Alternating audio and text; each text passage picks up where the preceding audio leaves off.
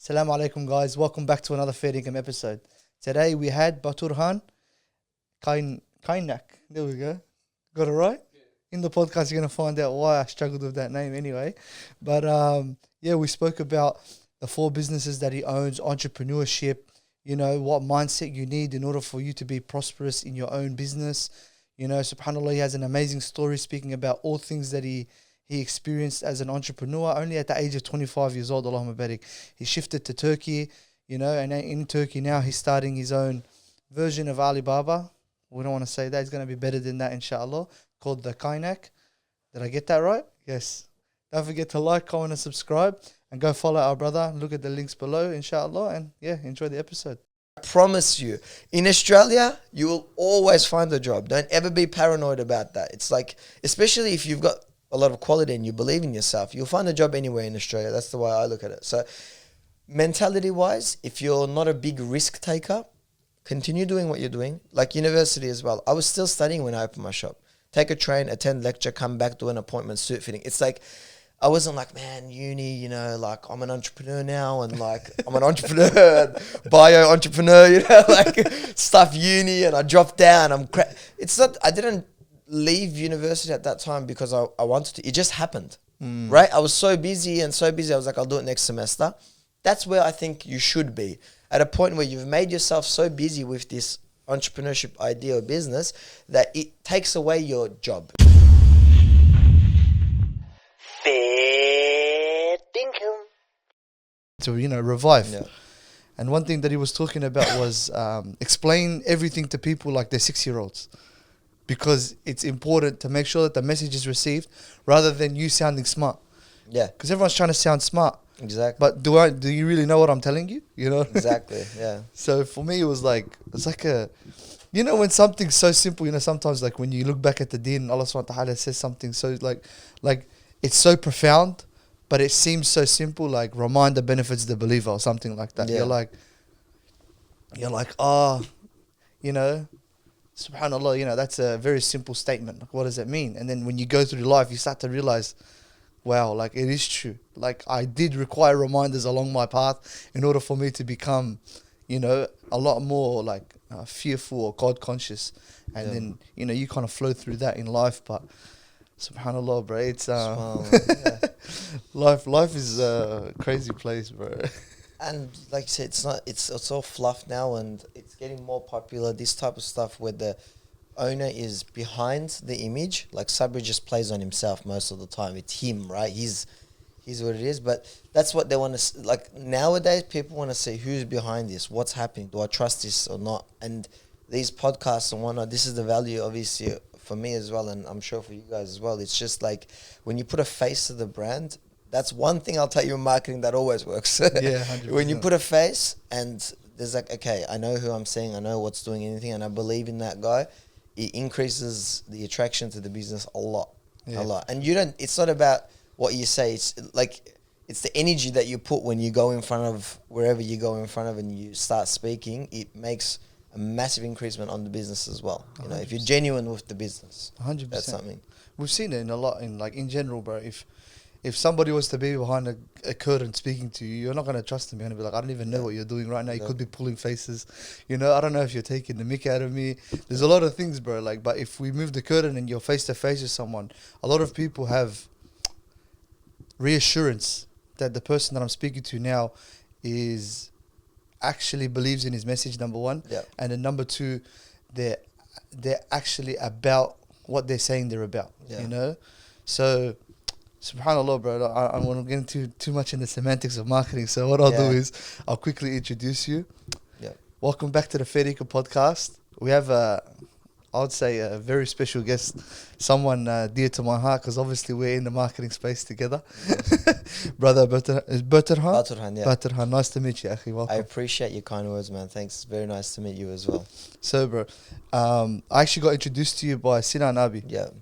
For those you don't know, he runs a very successful, mashallah, printing business called Half Price Printing here in Melbourne. Does a lot of great work in the community behind the scenes, and may Allah subhanahu wa ta'ala reward him for all that he's done in his efforts. I did want to start off, bro. I watched a YouTube video that he had posted, I think, 4 years ago, 5 years ago. By the way, just for reference, how old are you, bro? I'm 25. Okay, 25. Allahumma barik. So brother Baturhan had put up a video on YouTube saying he had paid off his parents' house at the age of 20 years old. Is that correct? I think I was 21 or something like that. 21 at that time, 4 years ago. Yeah, about 21 years old probably. Tell us a little bit more about that, bro, because I'm very intrigued.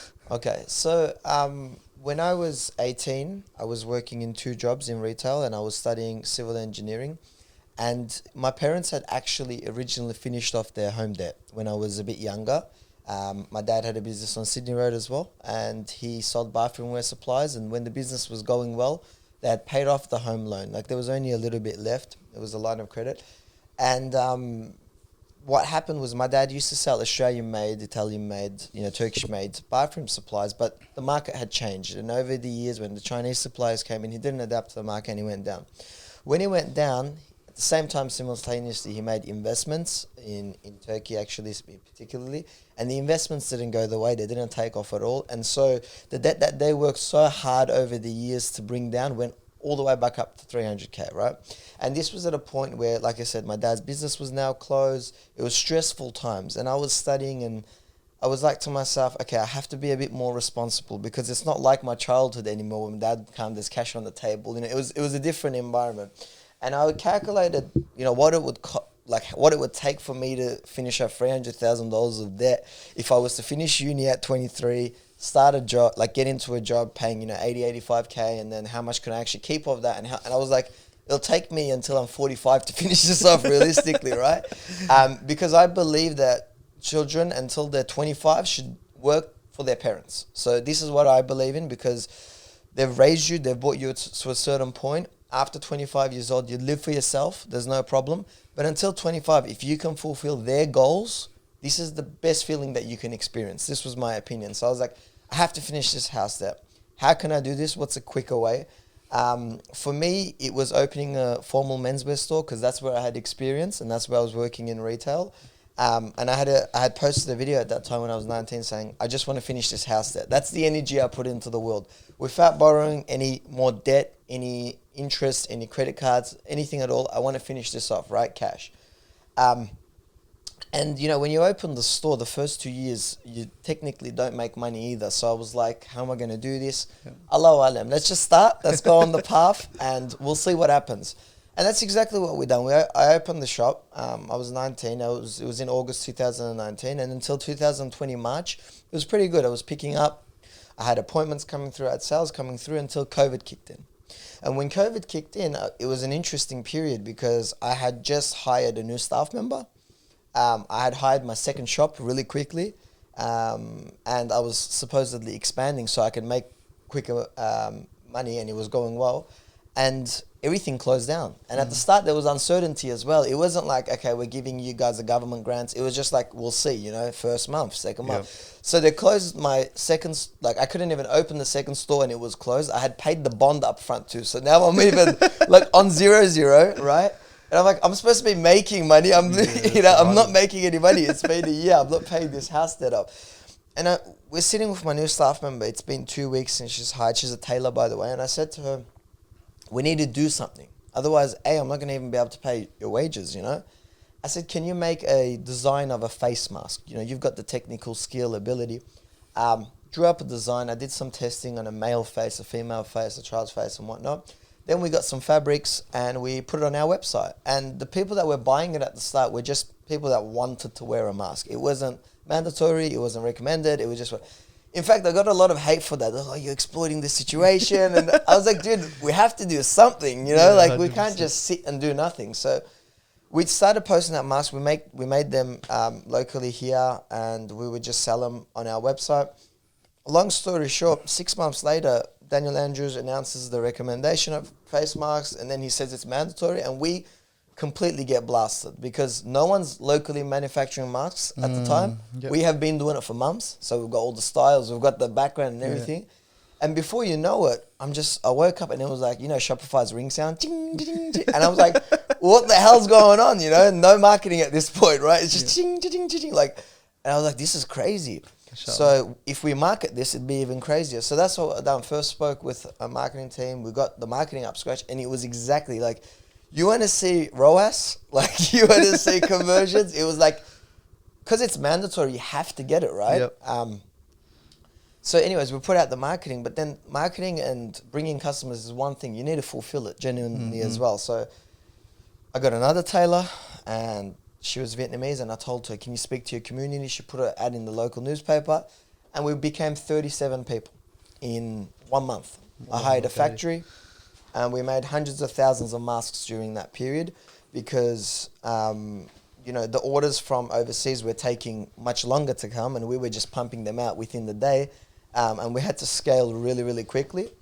Anyways, and after I made these masks, I obviously made fun, so Allah gave me what I asked for. Right? So he said, okay, you said you wanted to pay your family's debt. Now you have the option. But what happened? Shaitan came. He said, dude, you'll pay it later. You know, you're still young. You said 25, buy a car, do something, you know, do something. And I was like to myself, nah, like I have to stay true to my core because that's what I said I'll come out doing. I probably got all of this because I said I'll do that as well. Like that's another great thing, manifesting, like this is what I want to do. Yep. And now the opportunity is in my hand. I have to do what's right. Mind you, my dad, my mum, my sister, everyone was working with me there. It was like all hands on deck. Yep. All my friends, which I'm very grateful for, because it was a time where I didn't have time maybe to see them, but they would come see me and they'd come work, not expecting anything, just let's get this done, Batu, you know? Yeah. So the money came. That video was the single check of $100,000 I had given at the time, but within the months, I gave another 20, 30, 50, and we finished off the home debt together. And obviously, my family worked really hard during that period as well. And it was amazing because, like I said, it was something I just wanted so badly, manifested, and I had the opportunity. And I'm blessed to be able to do this because after I did that, my dad relaxed, my mum relaxed. My dad actually moved overseas because, like, he didn't have that stress anymore.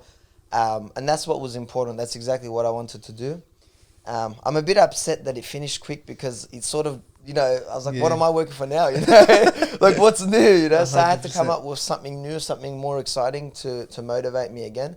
But that's the story of that. That's how that happens. SubhanAllah. So for me, it's just like when I reflect on it, I'm going back because when you're talking about transitioning or adapting in that time, you know, like from BK Wolf to the mask manufacturing, it's like you made it seem so effortless. But I can imagine when you're there at the time, you're probably contemplating and thinking twice. Maybe I should have stuck to engineering. Maybe I should go back. What are my options? How was it? Like, how was it generally? What was the feeling like at that time, bro? So you go through a big demotivation spiral. It's the uncertainty that's the problem. Actually, you don't know what you don't know. I'll be honest, I never thought so much so like I should have done engineering because I knew characteristically that I was suitable to be in business. I just felt that way from my intuition. But you're true about one thing. The thing that I was very against, which for me was borrowing debt, I was like, I'm not going to be able to pay rent. My landlord wasn't easy, by the way. He's like, I don't care, pay your rent. And my staff member, I went to Combank on Keeler Road and I said, I want to borrow a loan. I have to pay my stuff. Not for myself. I'm living with my family home at that time. Not a problem. I can live with nothing, But I went to Combank and they were like, okay, do these things and come back. And by the time I did those things and came back is when I first made my sales. So what I mean is it put me to a deep end that I didn't want to go, that I was so against. And I went to the bank to borrow a loan for that purpose, So that's the thing that probably I remember the most, the level that I would go to just get it through past the hard stages and whatnot. So, yeah, I don't ever think back about the engineering stuff too much. I loved studying engineering. It was really fun. It's something that's suitable to me. I enjoyed it. But intuitively, I always felt like I had to do some form of trade, business. Whatever it is, I have to do that. That's just how I feel. Definitely, bro. And I think it'll be a good time to switch gears to currently you moving over to Turkey, I had to say Turkey because that's what it's changed to now, subhanAllah. Yeah. But let's speak a little bit about that. So now the masks have kind of like become non-mandatory. Yeah. All of it's like off of your preference. So what's the situation like there? What's the consensus? You know, obviously you got staff members now that are like relying upon you, and then you've got also you know, manufacturing costs, and then you've also got warehouses you have to pay rent for. What's the general consensus there like? What's the feeling around that time? Yeah. So I had a few options after this period was gone. You know, when you get a period of high and everything feels amazing, you feel like it's going to go on forever. But that's not the case. It's got its ups and downs, right? And after this period, I was like, okay, I need to channel my new passion. Like, what is it that drives me? What is it that brings me together? Because I still have the suit store. We're doing well. We're actually expanding in this process right now. I've got a lovely team in Australia that continued working throughout all the years I've been overseas. But I was like, I have to do something different. Now, for me, I don't see myself personally selling suits every day forever. And I want to do something with a bigger purpose. And for me, that was a business in Turkey.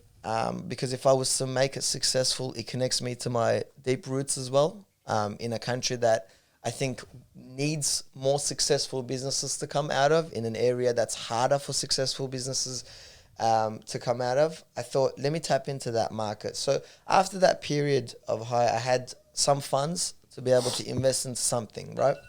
And for me, I was like, there was one question that was always annoying me in the suit shop. It's like, do you get your suits from Turkey? Yeah. Okay.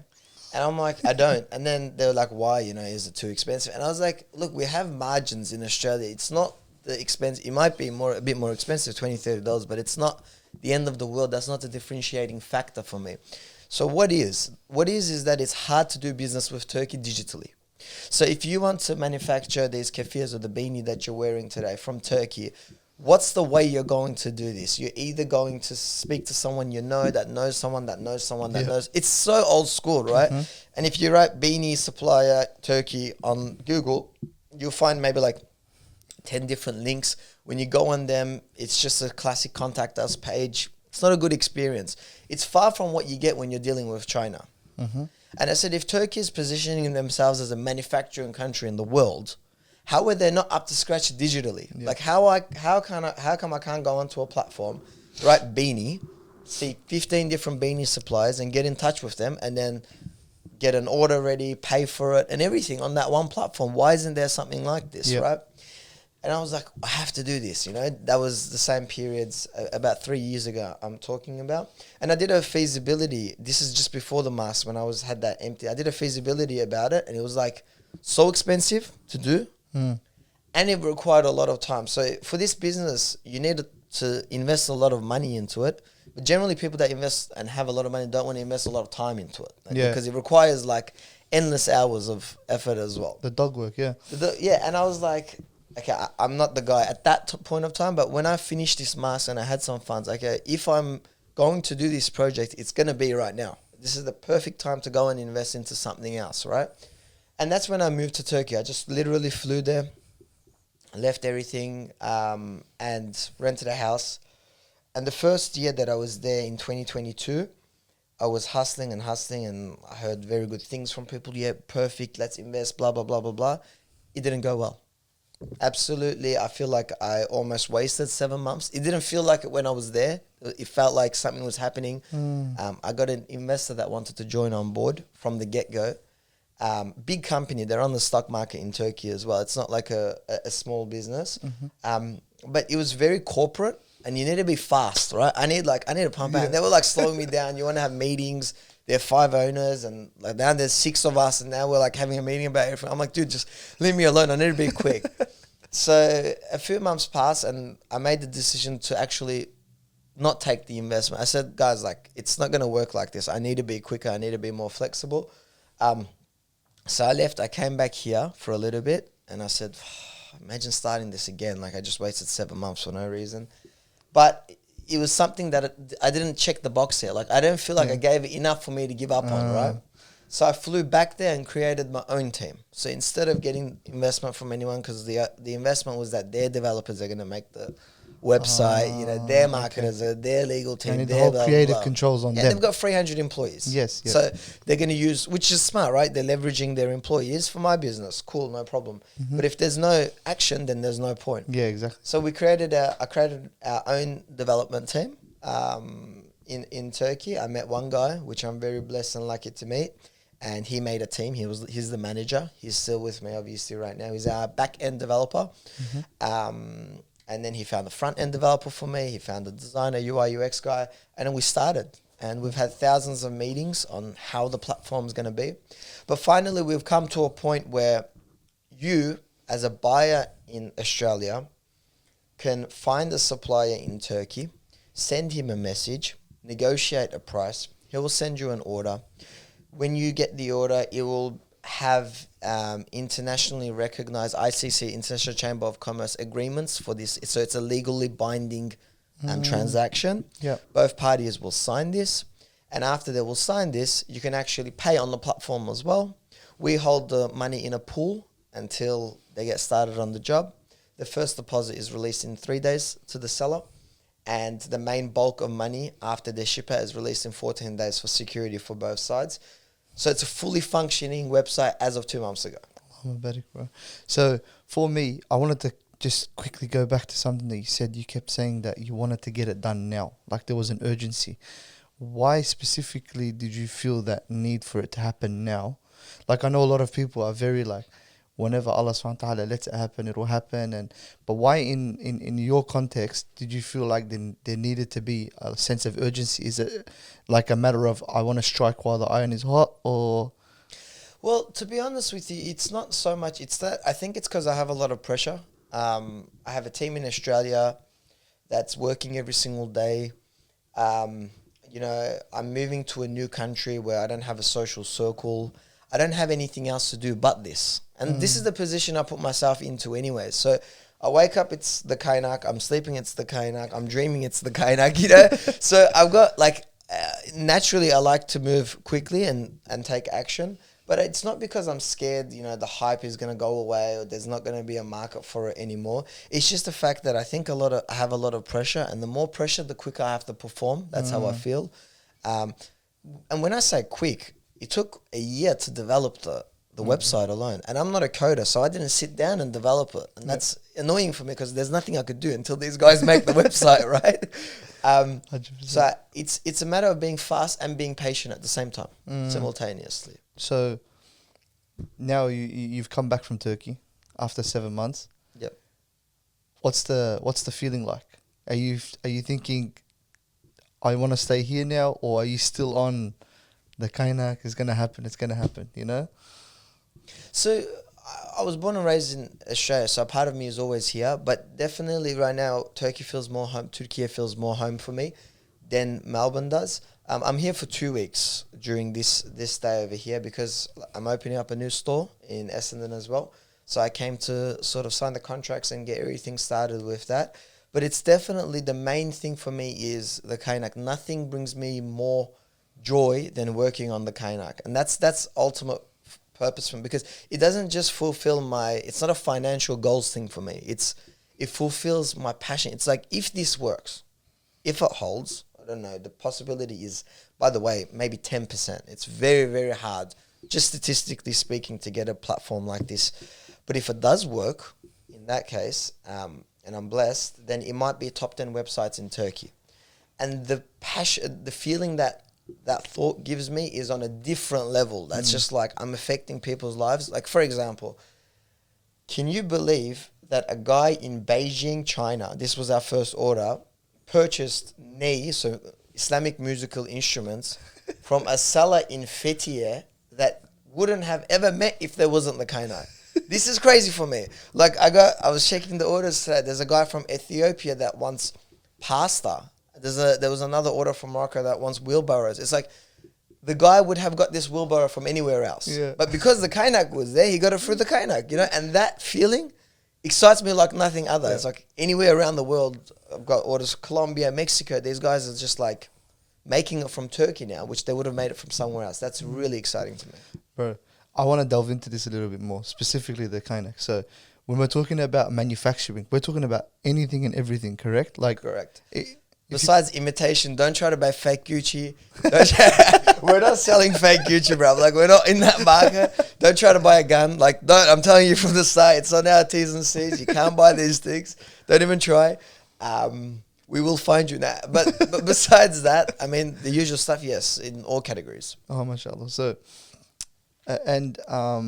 right now we're at like 1 year since its inception. Is that correct? So development phase, yes, it took 10 months to develop. We launched 2 months ago. The hardest thing for us is that we need to market to the internal Turkish market suppliers and the external buyers, B2B. So the businesses in Turkey that need to sell. The thing is, if you screw up the balance, it gets a bit awkward, because if there's a lot of sellers and there's no buyers, the sellers are like, why am I paying you? Why am I here? If there's a lot of buyers and there's not any products, we know we're at beanies, no one's coming up. It's like, crap platform, I'm out, right? Yeah, exactly. So you need to grow it simultaneously. The first month we just marketed to sellers. We needed to fill the website out with content. And then the next month, which is this month that we're in, well, June, we started advertising in multiple locations. We've got ads running from the UK to Mexico, Colombia, Ethiopia, Egypt, all of these countries. And a lot of buyers are coming. And we actually grew the buyers market quicker than the sellers, which I'm very surprised about, by the way. So for me, I'm just trying to like grasp. So when you're speaking to these organizations, like what's the pitch? How do you kind of like tell them that they require this in order for them to kind of grow their business or extend their reach when it comes to their selling? That's a fantastic question. I'll be completely honest with you, because you said require this. That's a key word. Now, when we go to them, they think we want something from them. Obviously, we want their membership. That's a different story. But it's not that it's required for them to be digital. Can you imagine you're in 2024, you're saying, I'm a manufacturer, I'm going to sell to the world. You don't have a website. And unfortunately, this is the case. And this is not just the case in Turkey, by the way. Like, how do you find a Bangladeshi supplier? How do you find a Vietnamese supplier? I'm sure there's fantastic manufacturers in Vietnam and Bangladesh and whatnot. How do I find you? And that's the question I ask them. How is someone going to find you? You're in Bursa. Like, how are they going to find? Are they going to physically visit? Is that what they want to do in 2024?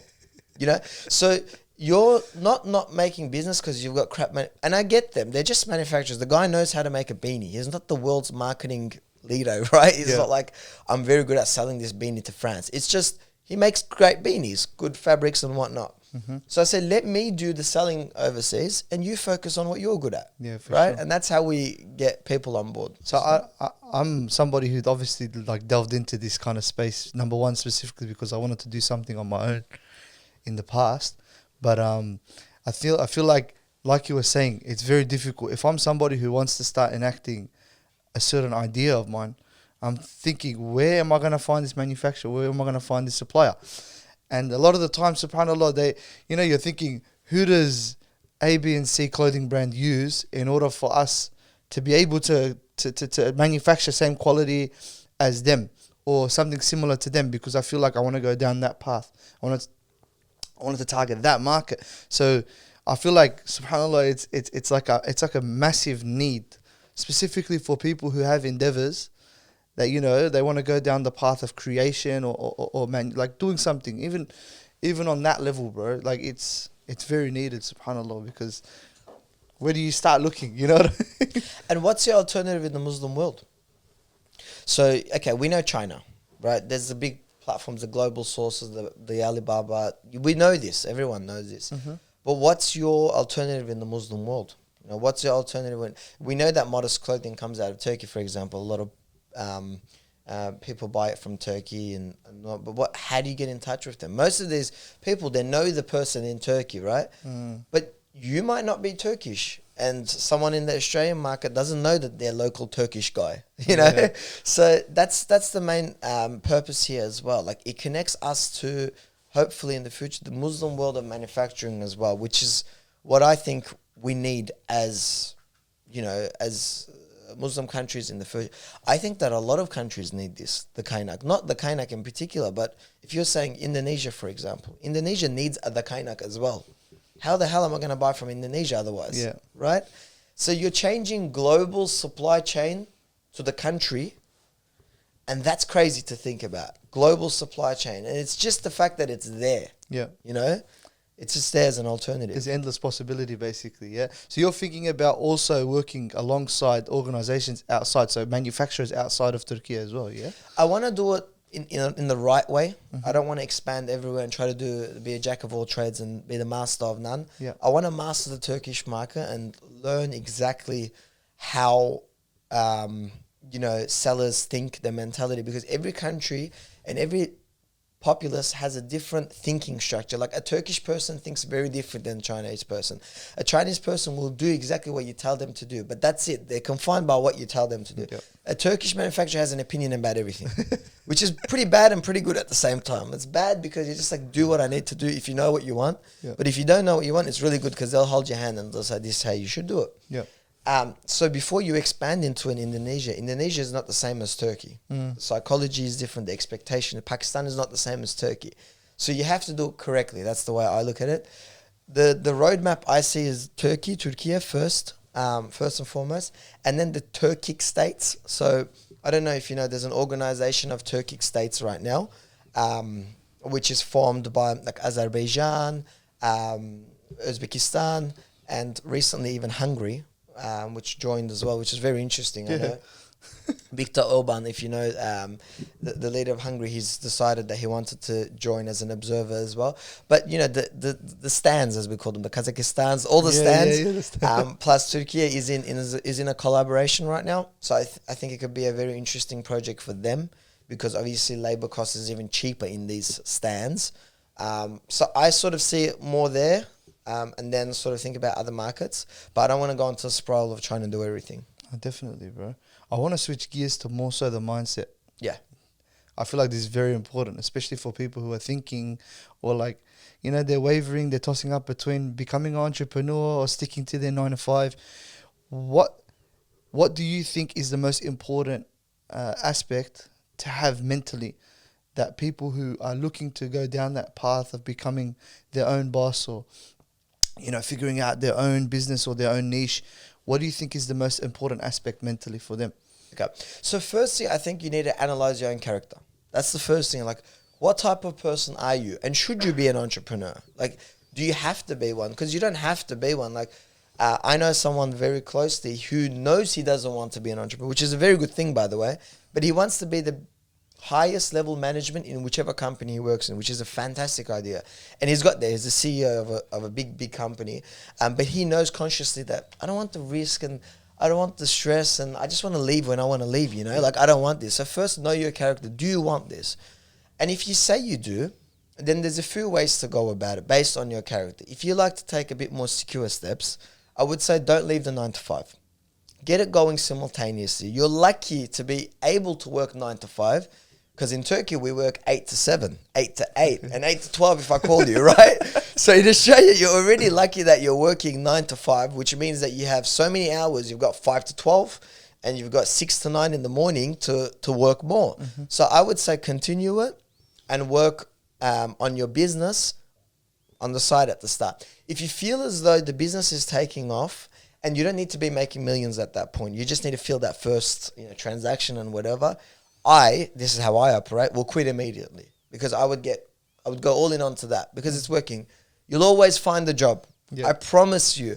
In Australia, you will always find a job. Don't ever be paranoid about that. It's like, especially if you've got a lot of quality and you believe in yourself, you'll find a job anywhere in Australia. That's the way I look at it. So mentality-wise, if you're not a big risk taker, continue doing what you're doing. Like university as well. I was still studying when I opened my shop. Take a train, attend lecture, come back, do an appointment, suit fitting. It's like, I wasn't like, man, uni, like I'm an entrepreneur now and like I'm an entrepreneur, bio entrepreneur, like stuff uni and I dropped down. It's not, I didn't leave university at that time because I wanted to. It just happened, right? I was so busy. I was like, I'll do it next semester. That's where I think you should be, at a point where you've made yourself so busy with this entrepreneurship idea or business that it takes away your job. It just eliminates your job. It eliminates your thing. You'll always find the job. No, definitely. And I think the next thing I wanted to delve into more so was like, I know a lot of people, they have like commandments, like 10 commandments when it comes to their business. I feel like it'll be amazing to hear like what you believe is very important to have in a row before you actually begin, going down that route of running your own business and so on. So I think you need to accept that you're going to go into risk. Accept this from the start. You're going to probably lose money. You can try making a calculated risk as much as you can, but risk is a big element. So just jump. Just do it and see what happens. The worst that's going to happen to you is you're going to lose money. And that's actually a pretty good thing. That's all that can happen. The worst things that you experience is the best experiences that you feel.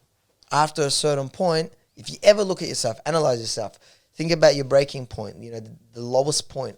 What did you do in that moment? That's what built you. What did you experience? That's what changed your mentality. So that's the worst that can happen to you. So don't think about the risk side of things. I don't necessarily have a commandment. Something I do for businesses is I need to believe in it.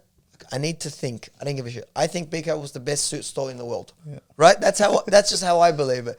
It might be, it might not be. That's up to you to believe. But this is how I go to the shop every day. I'm going to go and do appointments today. And for me, it's the best menswear store in the world, period. For me, the Kaynak is the best B2B platform in the world, period. There's nothing better than it, right?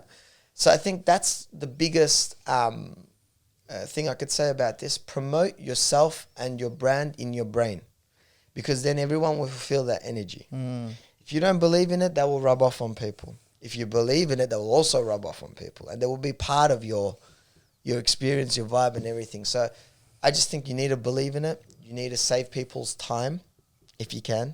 Saving time is very crucial.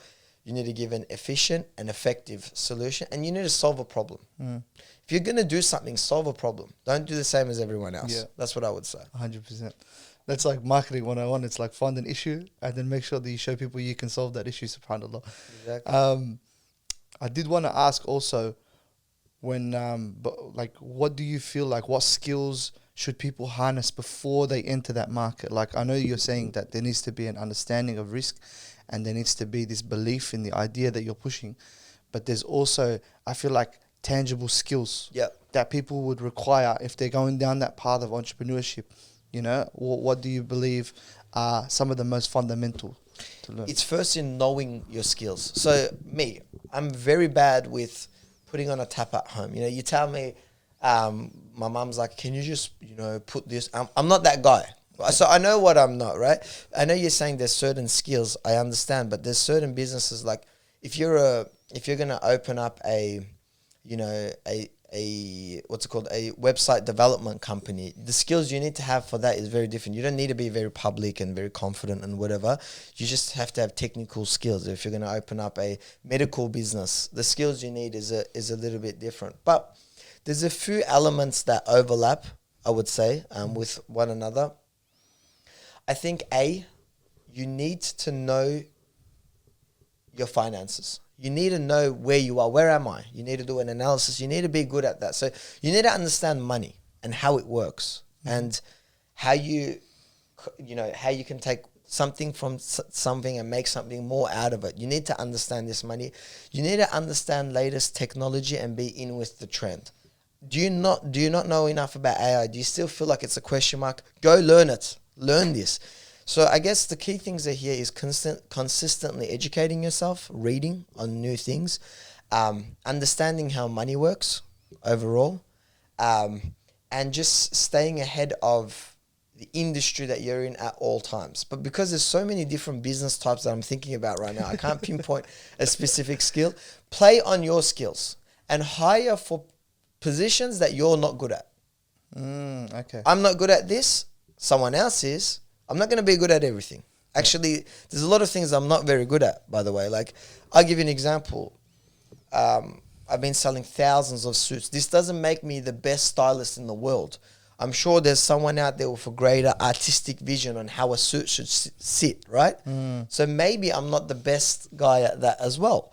But if you hire based on your cons, then you become effortless. It's actually unbelievable. So you have this mentality that it's better to speak to somebody who knows what they're talking about than for me to go into the wild in that regard. Yeah.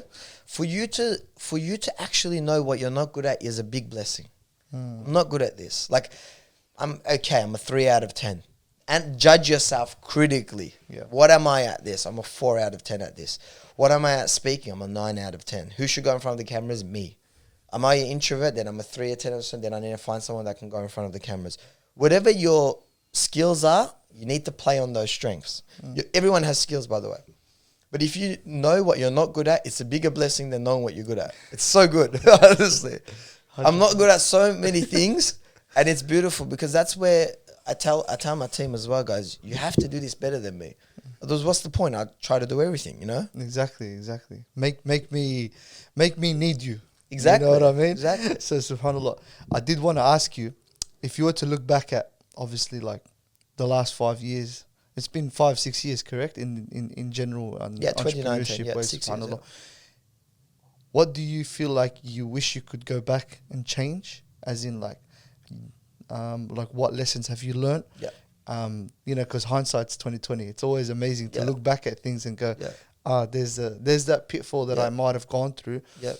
What is one that you can, or that's kept you up at night in the past? Beautiful question. One definitely is accept the job and then figure it out. So I had an opportunity. It was during the master time where, anyway, can you make 150,000 more masks? And I had this, like, sort of, I was like, I probably can, because, but then, my family members like, dude, you can't. Like, we're over capacity, we're dying, whatever. I just wish I took that job, and I wish I took similar opportunities. It's not just that job, and then figured it out. Because the human mind is unbelievable. When you're just put into that situation, you just figure it out. It's like if there was a war and you're in a war and out of nowhere you're a soldier and you figure out how to be a soldier, right? Or if you're in sports, you just figure out how to play football after some time. And it's like that in business as well. If you get an opportunity, take it first. Don't take it, then figure it out. Okay? Yeah, can you do it? Yeah, absolutely I can. And figure it out though. Don't underperform, overperform, work harder if you need to. That's my biggest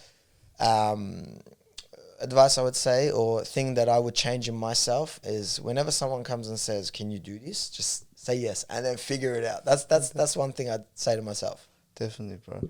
So I wanted to give you the microphone basically now to I feel like it'll be important to hear something that you feel the audience needs to know.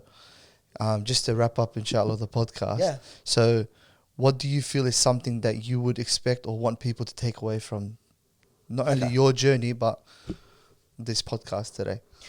So thanks for the mic time. I think the most important thing I'd want to say is that we don't realize how blessed we are in Australia. And I'm saying this objectively because I've lived in Holland for 7 months. We didn't delve into that at all. I lived in Turkey for 2 years. And alhamdulillah, I've been very blessed to go to 32 countries in multiple continents.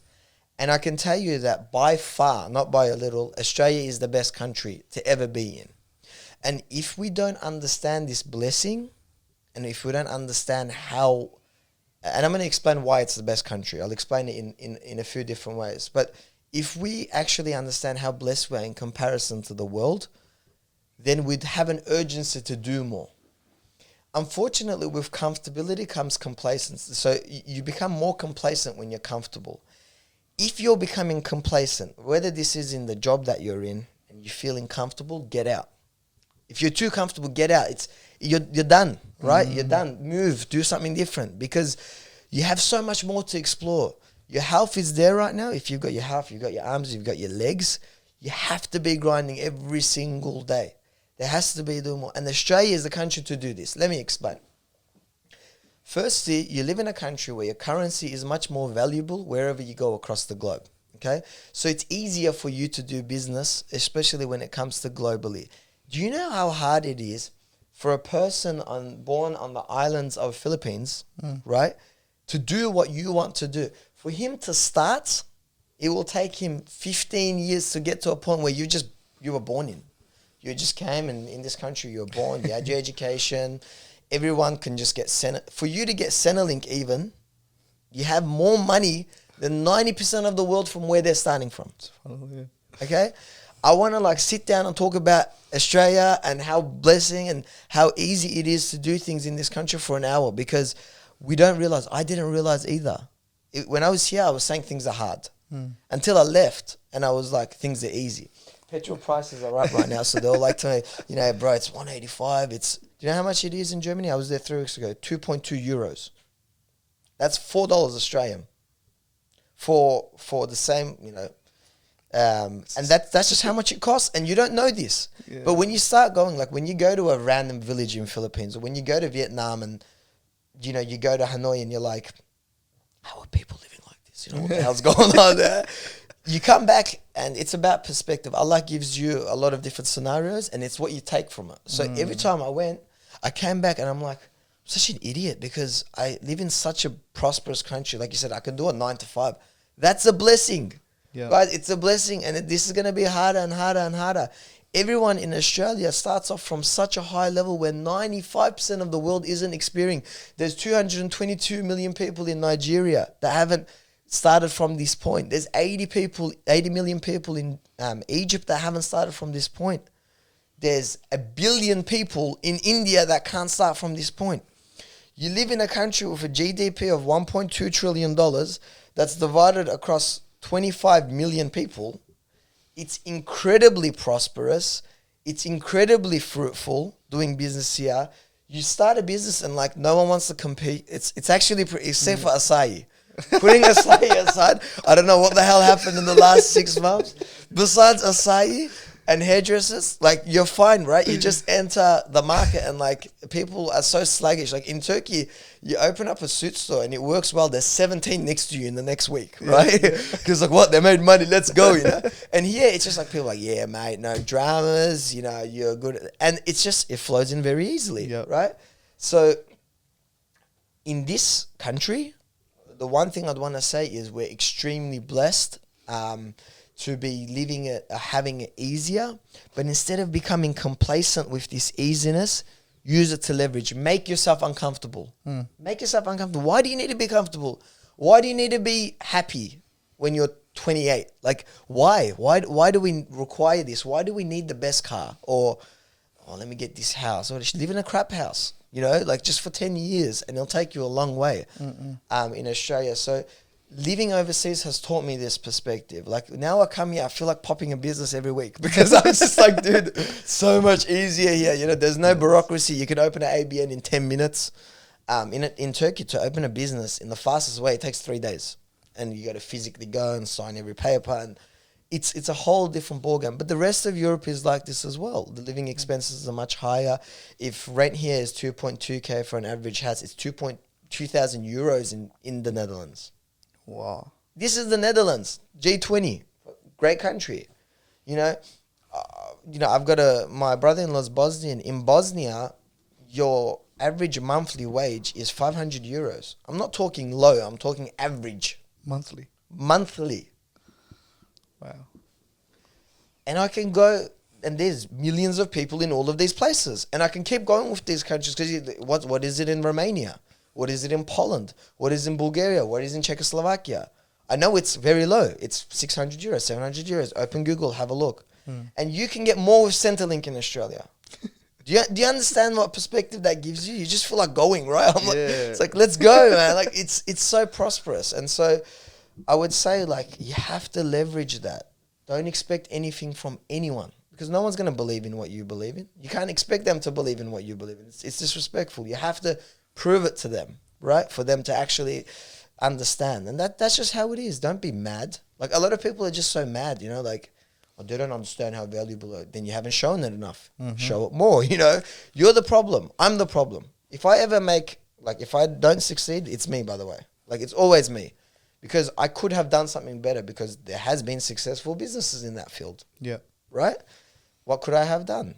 And that's what I look at. Just myself, self-criticizing myself, trying to improve my pitfalls and understanding the value of Australia how lucky we are. If we're talking about business and entrepreneurship, if that's the theme of the day, best country in the world to tap into any market.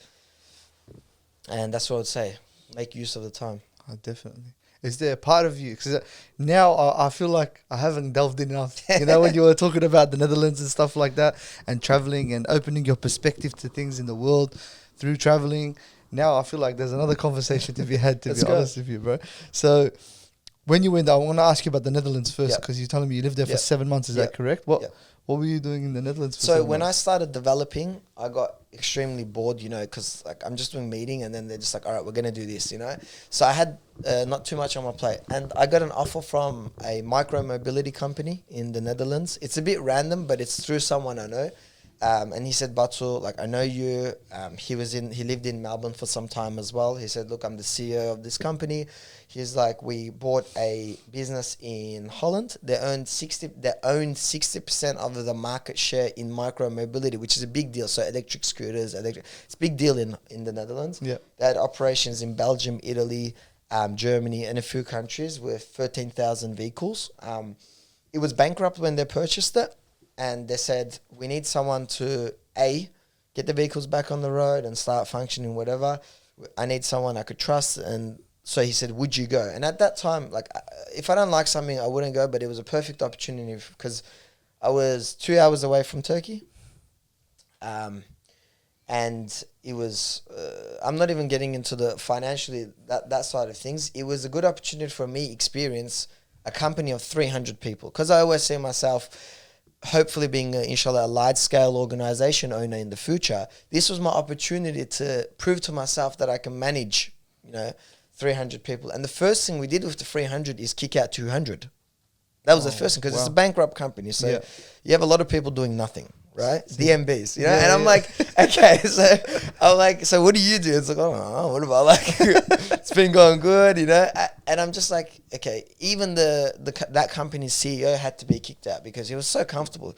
Yeah, it didn't work out. Yeah. And I was just like, dude, are you serious? You're still sitting here? Get away, So starting from there, we actually fired a lot of the staff, like I said.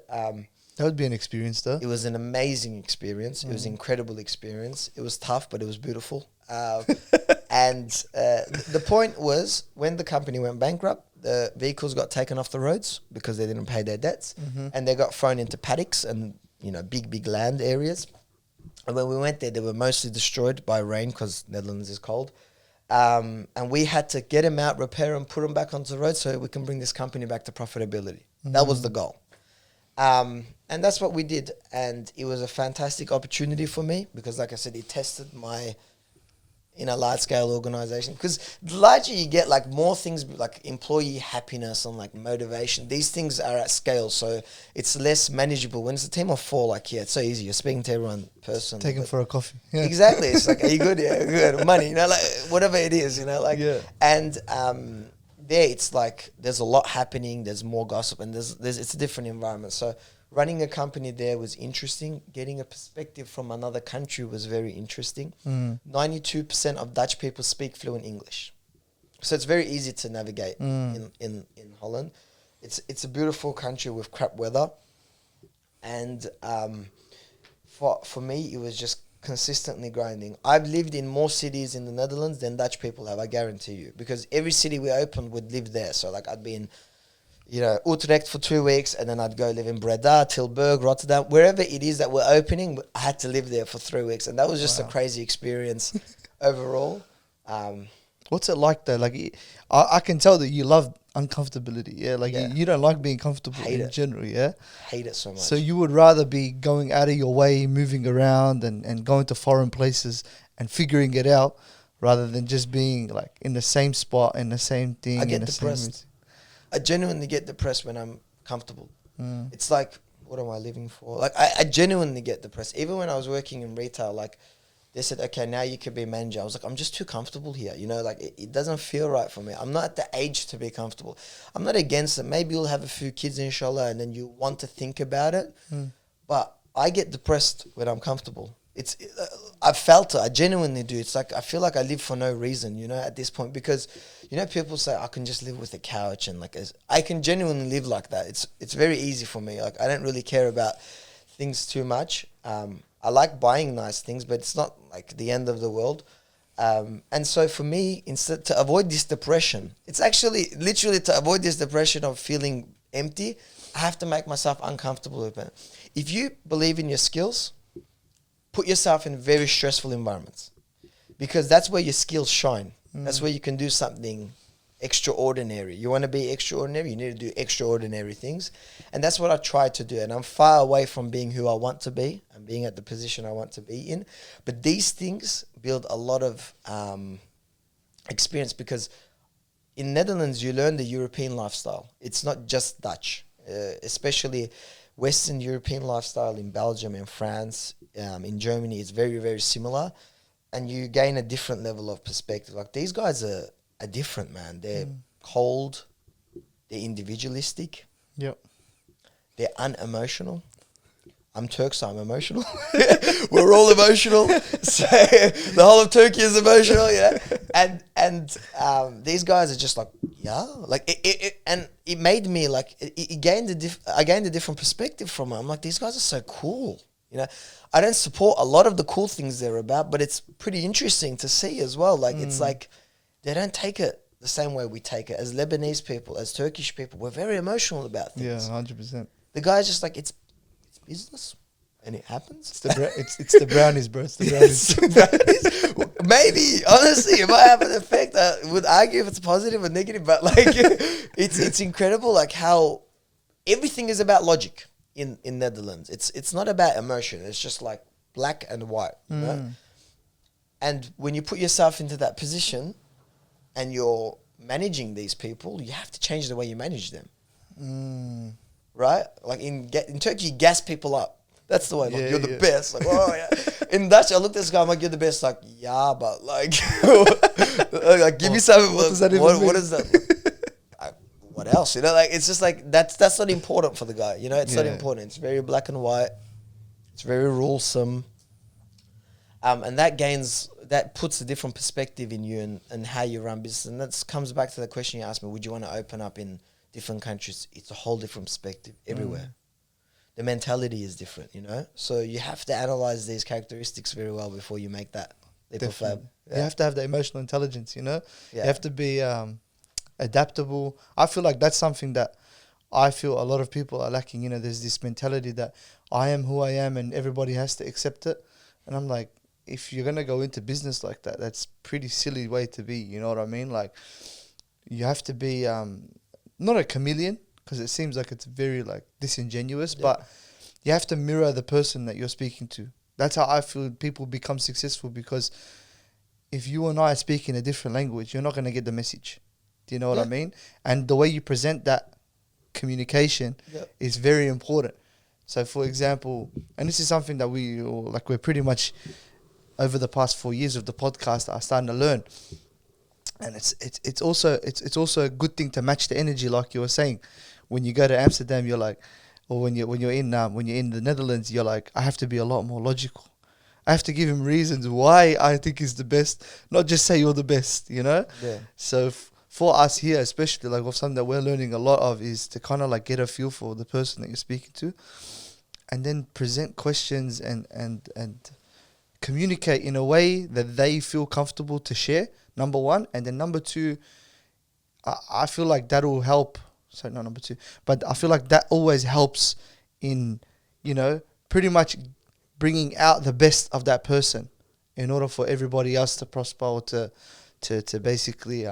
So what have you found yourself, like how do you determine what question you ask? Like what's your process in your mind? Like how do you think, I'm going to make this more interesting? Because that's the purpose, right? Like how do I make this more interesting? And what's your key points? What do you look for? This is good to turn in the podcast. No, I get 100%. I appreciate the question, bro. So for me, I can't really speak for the other boys on the podcast, but for myself, I love to have an idea of who I'm speaking to, number one.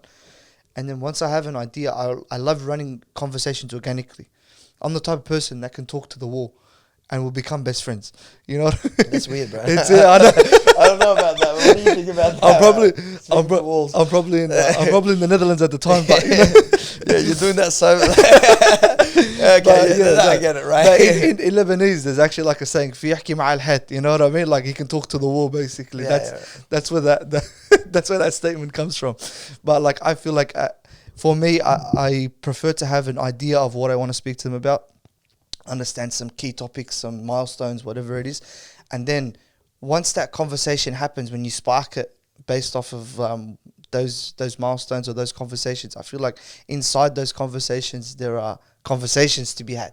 Yeah, like the nitty gritties, you know, the deep diving and stuff like that. And I feel like that's the way I maneuver when I communicate. I like to give people, and this is something weird, but you remember the NAPLAN tests when we grew up? Yeah. You remember the NAPLAN tests? I always used to wonder. There was a section that said reading. Yeah. And like, I'm like, who's here listening to me read? Yeah. Like, how are you assessing my reading ability on this test? It doesn't make sense to me. How can you tell me that I'm at a 7th grade reading level when I'm in year 8, but you're not here listening to me read? How it doesn't make sense. And then you realize that the way you've interpreted the question is how they mark you on your reading capabilities. And you're like, and you know how the way they say that a person, like I believe a good podcaster is somebody who can listen. Someone who's a good listener. And you don't come in with a predetermined agenda to fulfill. You come in with the idea that this conversation is going to go somewhere that I'm gonna like, number one, and I want to learn more about. And then number two, listening enough to the person and not thinking about the next question will bring about ideas for questions during that podcast. Does that make sense? Yeah, I think in short, the emotional intelligence that you possess, I think you have to have that in the podcast space, because you're testing, like you said, which conversations you want to pursue and not pursue. And you're just bringing it out in the right time and the right moment. And like for me personally, I think you ask great questions. Even the fact that you're saying, here's the mic, say something you want. Because, you know, maybe we have things in our mind that we'd want to pop out there. Because I don't know if I want to be just talking about business and business and business. You know, there's a lot of different things that come to mind. So I understand. And I agree with your statement about not being a chameleon, but adapting to the environment. Because, like, I felt this one-on-one, the suiting. They don't care what I'm going through in my personal life and what's happening in business.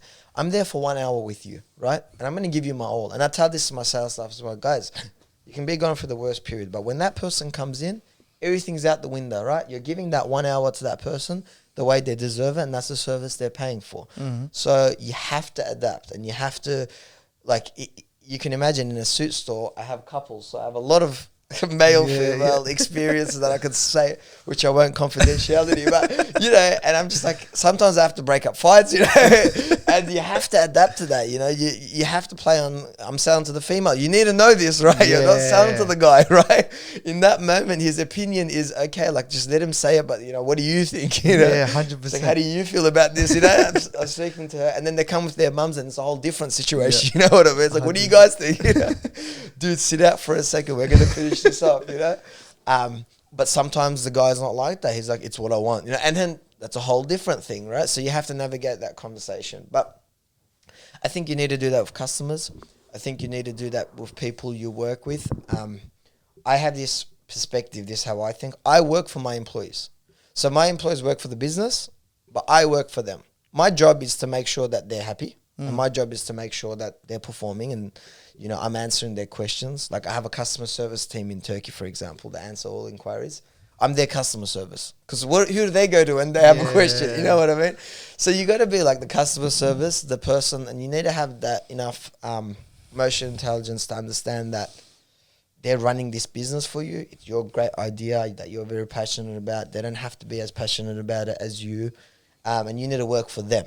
And then they will work for your business, and they'll bring it to a point where you want them to be. So it's just about deploying these sort of strategies in the right place and right 100%. Time. I think it will be good to end on the note where I wanted to ask you, is there something that we haven't spoken about in this podcast that you feel like is a major element of your life that you would like to share with the audience? Maybe we can have a conversation about that. I would love to see a world where genuinely, Muslim businesses can form partnerships overall.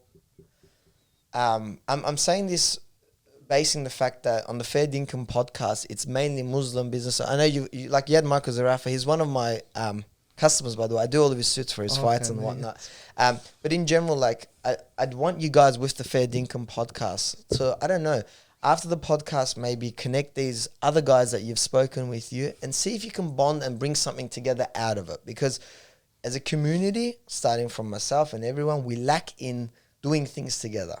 We just lack in it, and we have to accept this. We're not good at, looking at the long-term picture with the, you measured brother Sinan at the start of it, and that's one thing I really appreciate about him. He doesn't look at you as just an opportunity. It's like, dude, for 5 years I've been speaking about potentially doing a business, but we haven't. But like, it's come out from somewhere, from the right place and the right time. So I think maybe a sigh. You guys, maybe I'm not getting into a sigh. Okay, I've missed that train now. Unless I do it better, that's a different story. There's a few things that come to my mind, but yeah, I think what would be good is if we can pass a message of Muslim business owners looking at the bigger picture, because there's only so much you can do on your own. That's the reality of it. Like, I'll challenge you to look at the top, not 500, 1,000, 1,500, 2,000 companies and tell me any one of them that's owned 100% by someone. Zero. It's impossible. How much does Mark Zuckerberg own of Facebook? 8%. Is he the owner? Yeah, on Google, but 8%, 9%. So it's like, pushing one another to sort of get in and bond together, band together, and create something great that's solving a problem. But if you can do this together, that would be fantastic. I know there's some startups like Umrah Directory and some other guys that's in the space that's trying to bring things together, which is fantastic to see. I think that's something positive I'd like to see, that I'd want. But in general, I think you asked great questions. I'm very happy you guys set up this studio and did something. I think there's a need for it. And I'm happy you're keeping it consistent as much as you can, because that's the biggest problem in your space, right? 100%. Consistency, 100%. Your first 3 guests and then you're just like, what do I do? You know what I mean? You all work and you all have different things. So I hope you guys keep it consistent, and I know your audience loves watching your stuff because it's quality. I appreciate you, bro. Thank you so much for the kind Thanks words. so much. Thank you for joining us, bro. I know you're busy. Pleasure. You came down to Australia for 2 weeks and you made us a part of your schedule. So the best thing that you can give us is your time. So I really appreciate that, bro. May Allah subhanahu wa ta'ala make bro, I forgot the name. Sorry, the Kaynak. The Kaynak. There we go. Huh? I remember. I didn't want to say the kayak because I was like, no, the Kaynak. You not only disrespect my business, it's my surname. It's my surname. You're disrespecting my whole being. I'm so After sorry, 1 hour, it's called me a kayak. Reminds me of a coordinator. He used to say that to me as a joke. I didn't find it funny at all at that time. Kayak, Mr. Kayak. Oh, it's so funny, Sorry, I remember. Shout out, Mr. Akin. Yeah, bro. Fix up. No, I'm joking. No, thank you for joining us, bro. Well, I will really appreciate it. Guys, I'm going to have all the links to Brother Batu's businesses in the description below. Go find his social media accounts. Go follow them. I feel like he's on a trajectory that you're gonna be like, wow, we saw him on Fair Income here first, and then now we won't even be able to get him on the podcast again, inshallah. But we hope that we build this connection, inshallah. I hope he gets to that point. That would be great. He's like, hey, do you remember you called me on that Come podcast? to Turkey, we're filming in my office. I got 45. Inshallah, bro. May Allah subhanahu wa ta'ala bless your journey, bro. And inshallah, we'll catch up again soon. Inshallah. Thanks so much. Appreciate your time, guys. Appreciate it.